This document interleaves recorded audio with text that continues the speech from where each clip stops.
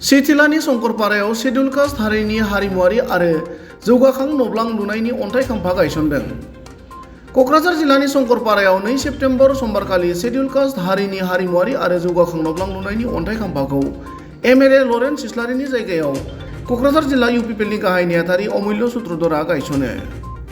इं 2023-24 मायथाइनि रांखान्थियारि बोसोरनि 19,99,000 रांनि बाजेटजों दतमा जौगाखां खोन्दो सिंनि बिन्नासारा भिसिडिसिनि सिङाव थानाय सिथिलानि शंकरपारायाव लुनो गोनां शेड्युल कास्ट हारिनि हारिमुआरि आरो नब्लां लुनायनि अन्थाइ खाम्फा गायसननाय हाबाफारियाव इउपिपिएलनि दैदेनगिरिफोरजों लोगोसे ओनसोलनि रायजो राजाफोराबो बाहागो लादोंमोन। খুব আনন্দৰ বতৰা এইটো আমাৰ বিটিআৰ চৰকাৰে তেখেত অনুসূচিত জাতিৰ লোকসকলৰ উন্নয়নৰ লগত সংগতি ৰাখি এটা কালচাৰেল কমপ্লেক্সৰ কাৰণে এটা ভৱনৰ আজি আধাৰশিলা স্থাপন হৈ গ'ল।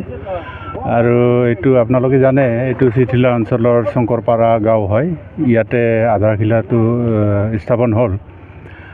কিন্তু এই আধাৰশিলা স্থাপন অনুষ্ঠানত আমাৰ সন্মানীয় বিধায়ক লৰেন্স ইছলাৰী মহাশয় অহাৰ কথা আছিল, তেখেতে কৰাৰ কথা আছিল, কিন্তু বিশেষ কাৰণত তেখেত গুৱাহাটীলৈ যাব লগা হোৱাত আজি মোক জিলা ইউপিপিএলৰ সম্পাদক হিচাপে তেখেতৰ কাৰ্যখিনি মোক সমাপন কৰিবলৈ ইয়াত পঠাইছে। গতিকে মই এই ক্ষেত্ৰত খুবেই আনন্দিত হৈছোঁ। আৰু এই অঞ্চলৰ আমাৰ অনুসূচিত জাতিৰ লোকসকলৰ ইয়াত সহযোগিতা দেখি পেলাই খুবেই ভাল লাগিছে।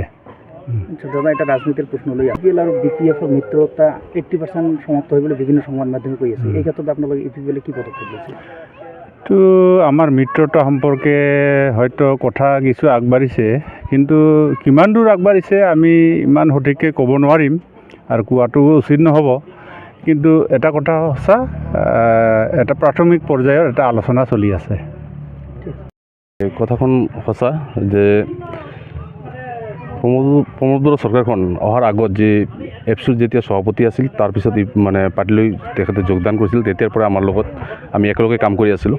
আৰু তেতিয়াই তেখেতে মানে চৰকাৰত অহাৰ আগতেই তেখেতে আমাৰ লগত এটা প্ৰতিশ্ৰুতি দিছিল যে খালি আমাৰ এছচি সংগঠনেই নহয়, বিভিন্ন 30টা সংগঠন তাত আছিল।